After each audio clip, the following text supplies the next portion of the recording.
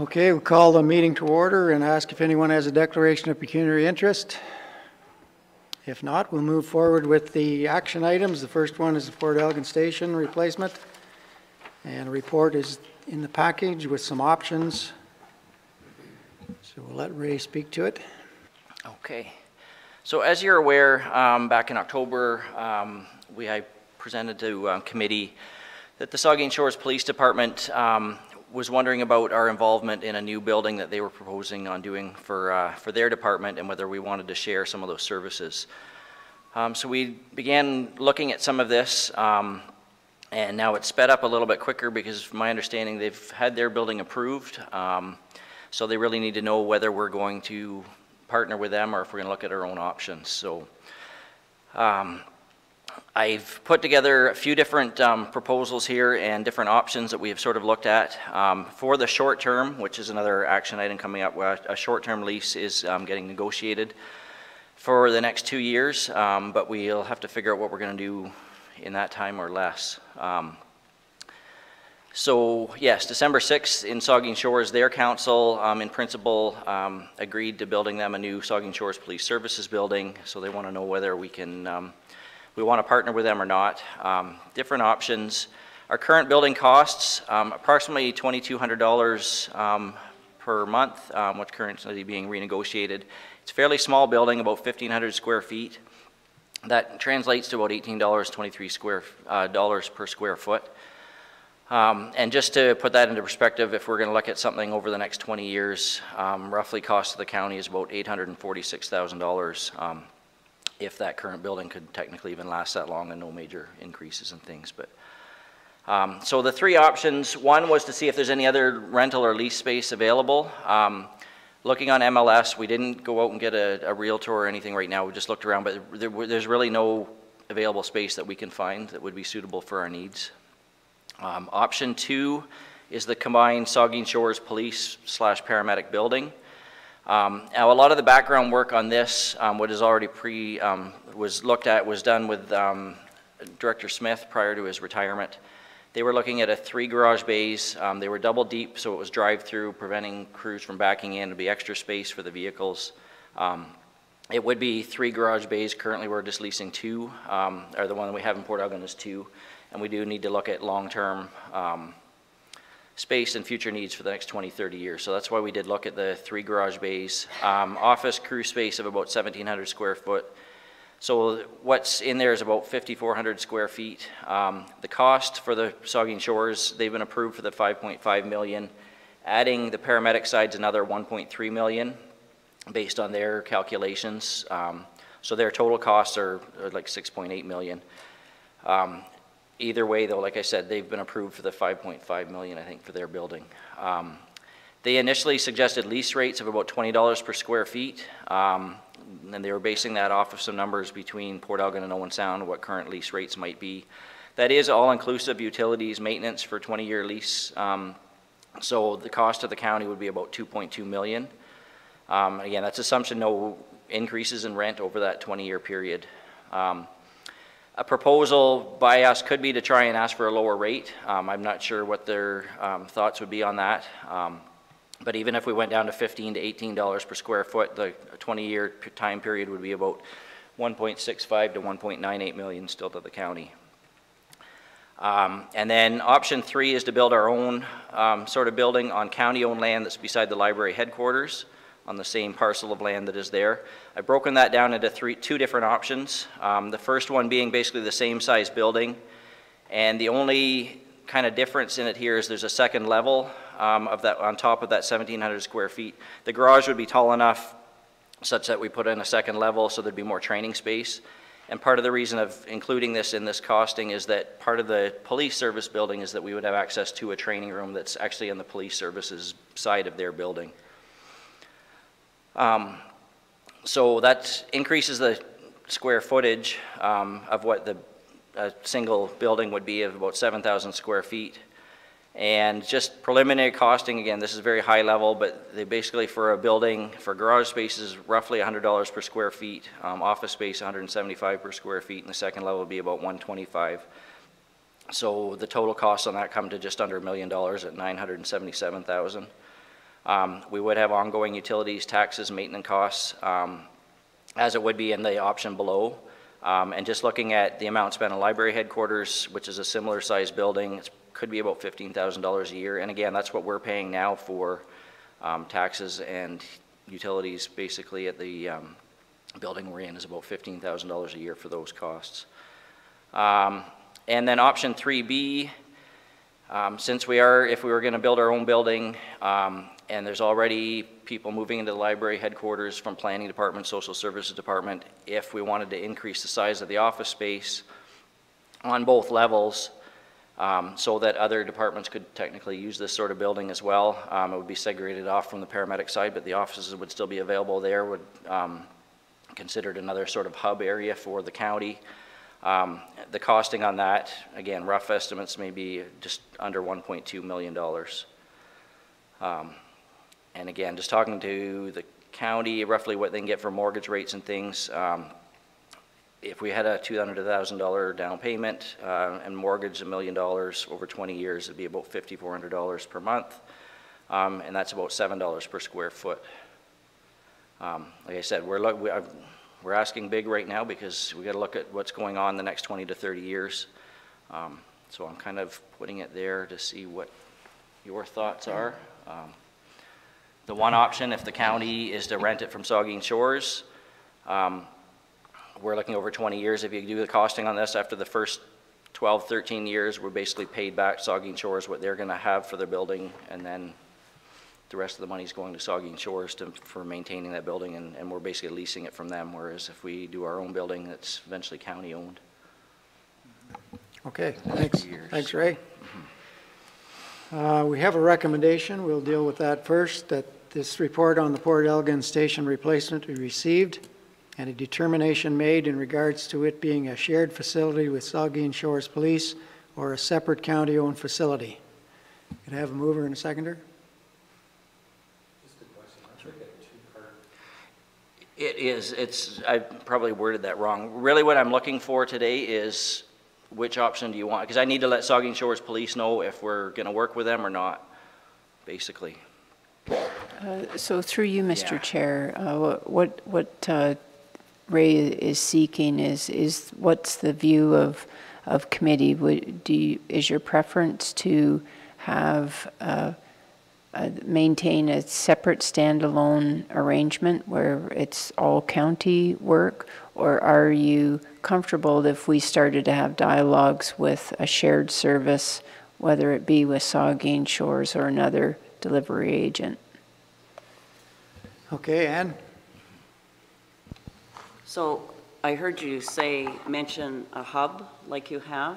Would that mean the social services and everything might move out of Kincardine? Or like those decisions haven't been made. I'm just thinking in the next 20, 30 years, if we've got a big enough building and at some point the county needed more space for things, it could be there. I'm not suggesting we call it a hub or pulling it out of where it is right now. I'm just, if other space is needed, then we've got a building there that could actually be used for more office space. Yeah, because we were hoping, if we go ahead with some other things. I know Community Living is really working on this hub idea, and they were hoping to work with Bruce County Social Services, and that's kind of before their board right now. So I just, when you said extra space for a hub, was wondering what it was. So if we need further discussion on that, I'd sooner defer it.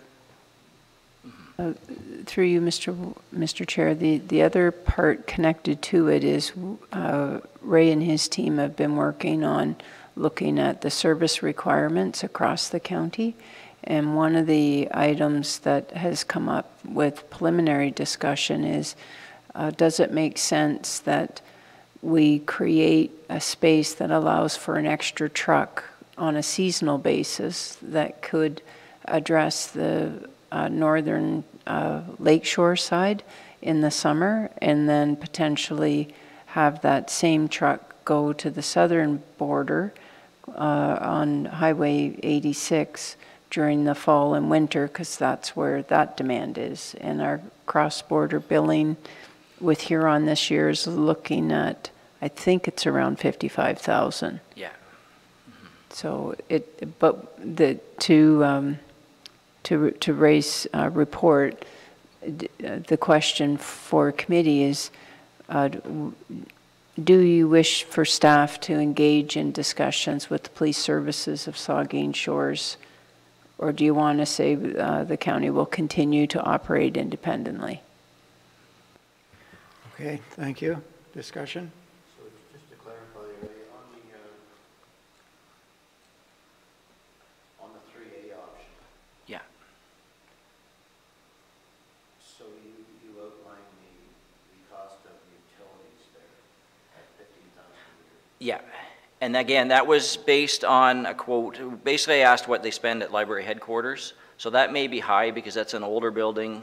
They know that it's not as efficient of a furnace and things. We could actually be lower than that. Again, this is very high level. We needed to get something done so I can get an answer for Saugeen Shores Police. It could be lower for maintenance. The cost of that building was $1 million, right? Yes. So does it say here what the payback is on that? Like if your 20-year amortization or 25-year.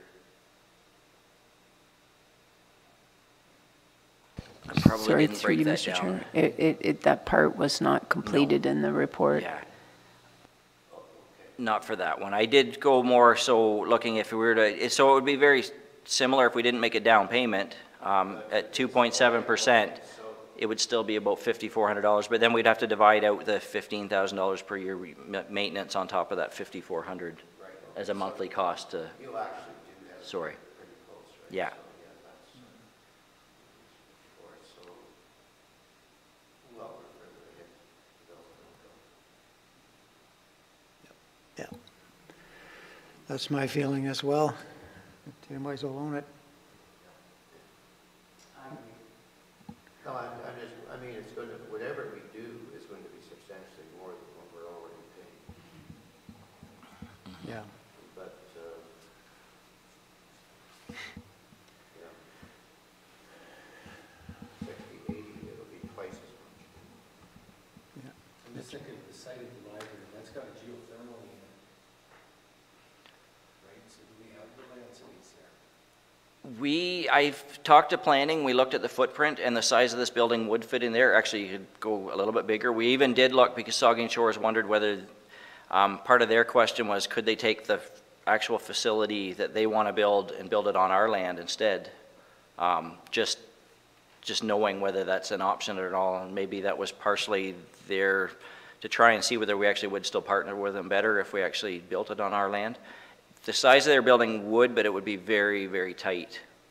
And again, not their parking and all of the other options that they need for the police vehicles and other stuff that would be in there wouldn't quite fit on that footprint. What we're proposing, if we were to build our own, would fit in that footprint. We haven't gone as far as where all the utilities are located and how we would have to tie into some of those yet. Okay. Paul? Well, I think it would be, we did commit to Saugeen Shores to talk about a joint venture, and I think that's a good idea, but I think it's got to be a fairly controversial item even in Saugeen Shores about this station, and the media I'm reading is they've got $5 million approved, and like this, they haven't got that building priced out, so I really think it'd be much less confusing and much less complicated if we simply construct our own. I mean, we can build just as affordable as they can. And if we're going to lease, we're going to continue to lease from someone else. Well, we just lease just from the gentleman. The gentleman we're leasing from, I'm sure, is quite prepared to, him or his family, to do some additions.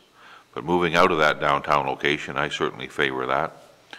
And going out to our own independent building out by the library, I certainly favor that. I think these numbers are higher than they need to be. If we based some of those numbers on what we've built a couple of the Lucknow shop and the Wyerton shop, these numbers are a bit high. I want to just maybe help or to be supportive of a building out there. Only the thing that the red flag that comes up on me, that was an industrial park that we built that library building on as one lot. will we have to go back to Saugeen Shores and beg for permission to build 2 buildings on 1 lot? Or are you going to try and split that lot? That building, it wasn't my idea. Milt was the warden when they agreed to build that ridiculous. Oh, we're on camera, so that beautiful looking structure there. That. Yeah, but that was back when there was 32 people. Yeah. I don't say. Yeah. So I know that the sanitary sewer does come in from the east all the way down that laneway. We tried getting the laneway turned on that building heading to the north, but it wasn't Saugeen Shores back then. It was Saugeen Township, and that didn't prevail because the road is Saugeen Township. The lot that it's built on was in Saugeen Shores, but we couldn't get permission from Saugeen Township to turn the driveway out of that parking lot and go north, which I'm sure we're over that hurdle now. But the sanitary sewer comes all the way in that laneway. Well, that's not a problem. We just have to put a new one in or switch it to the building.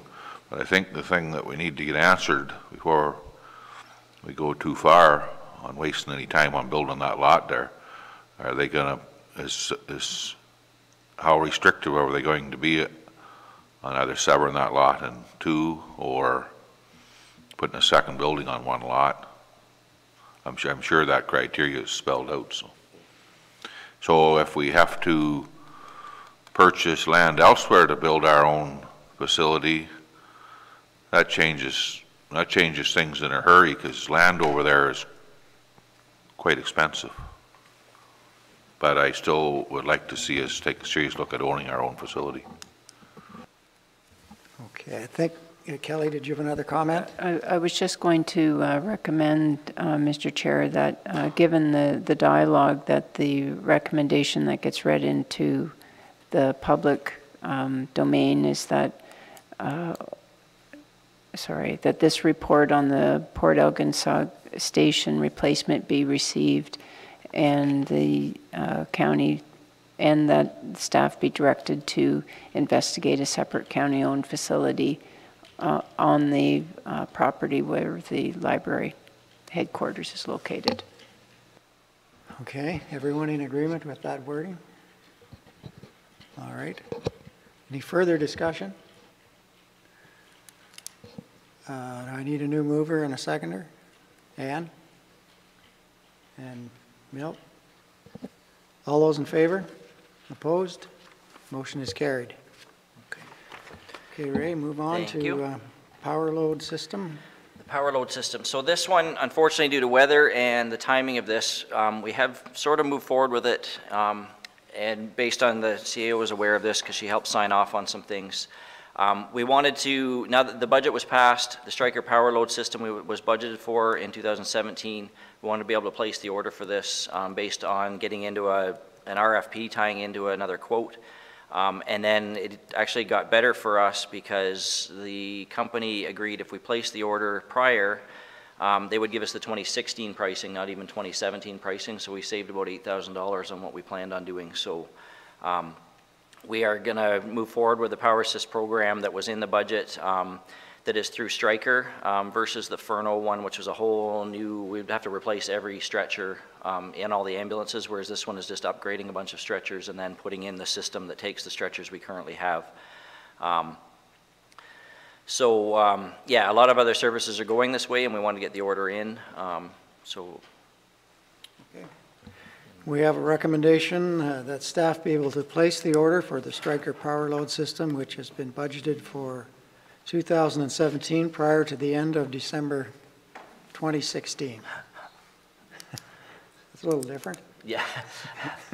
As I said, this one was done based on an earlier, hopefully, report, but with the weather and things, we moved forward quicker than but we wanted to make sure you're still aware of it.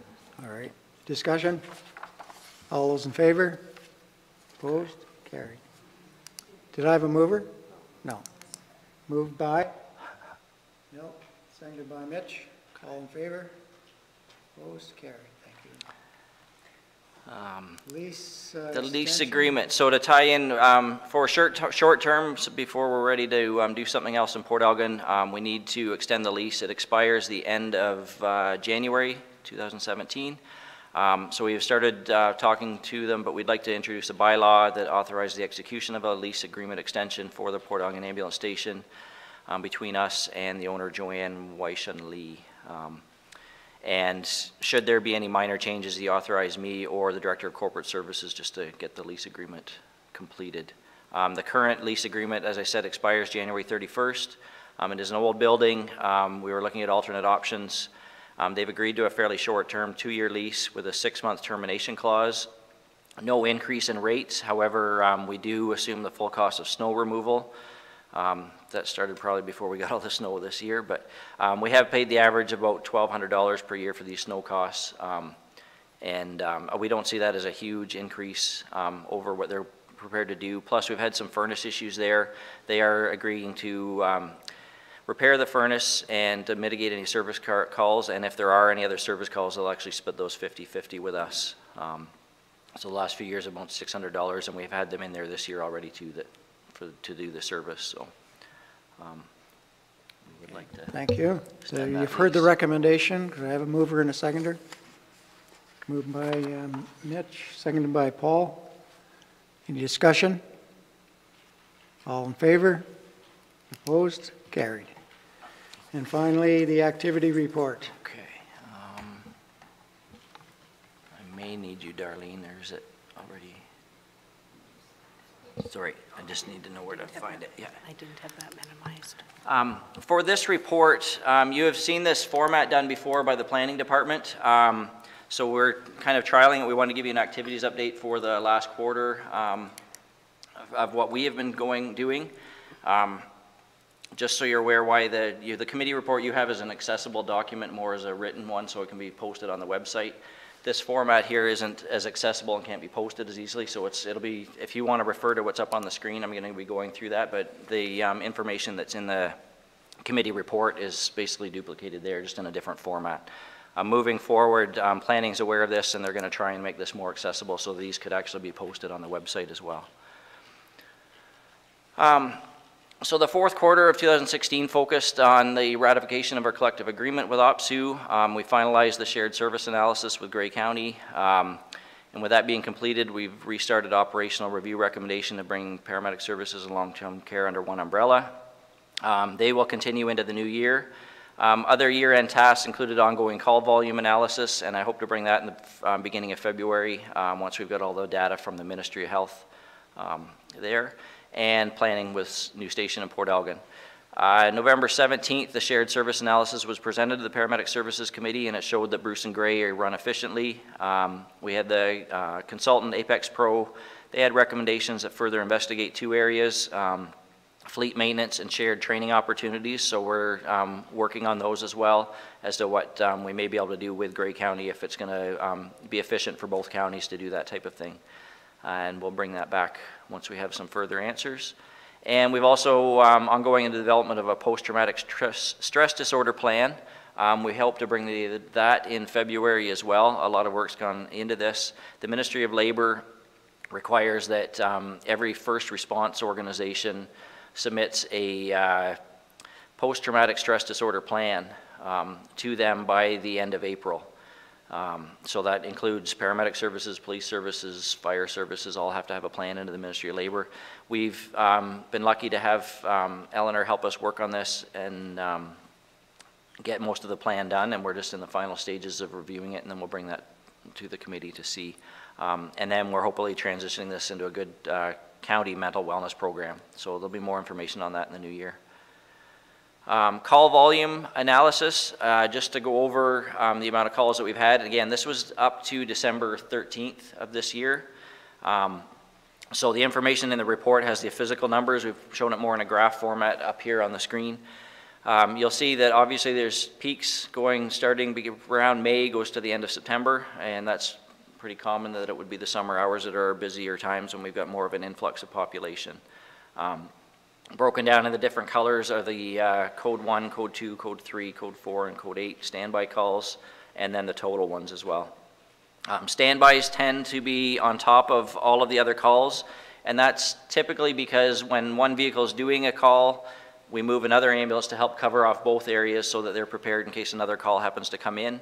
It's, again, a little bit higher. It's not just because one ambulance is doing it. We have a second ambulance. There are the odd times when, as an example, if Wyerton was doing a call and Chesley was available to go up and cover in Wyerton, and we had 2 vehicles in Walkerton, then Walkerton would go to Chesley. So really there's 2 calls, 2 crews doing a standby call, even though there's one actual emergency call going on. So the code 8 calls tend to look a little bit higher because we're moving more vehicles around to help cover off and make sure we have a balanced emergency coverage. Over the last few years, just as a sidebar as well here, the code 1 and 2 calls you'll see are relatively low. Those are the kind of the non-urgent and the scheduled transfer sort of calls. We've really been pushing with the hospitals to decrease those. It's not really our mandate to be doing them, and we only do them if we're absolutely necessary. And they have been decreasing. We've got some work still to do with a few hospitals, but it has definitely gone down over the last few years. So in the next little while, we broke them down by the different areas in the county. So in the north, and again, Tobermory and Wyerton, just showing you a graph of where the calls are right now. Same idea, the summer months obviously peak. In the south, Port Elgin, Kincardine, Chesley, Walkerton as well. And then the last item, just to go through as just another information, we did get some new equipment this last year. New bags, the staff really had a lot of input into these. We trialed a few different ones. They were something that was planned and budgeted for, but rather than having a bunch of different bags, we were able to incorporate them into one that's more of a backpack style. So it's quite a slick sort of way of doing things, and they're able to carry these in easier, a little bit more ergonomically able to use them, and keeps their hands free when necessary. So that's basically just a quick activity update so you can see it in this format and see, also to get a little bit of input and see if you like this format for us, and we can work on these in the future as well. Okay, thank you, Ray. That's received for information. Any questions? Seeing none. We need a motion to adjourn. Ann and Mitch, all in favor? Opposed? We're now adjourned. Thank you. Okay.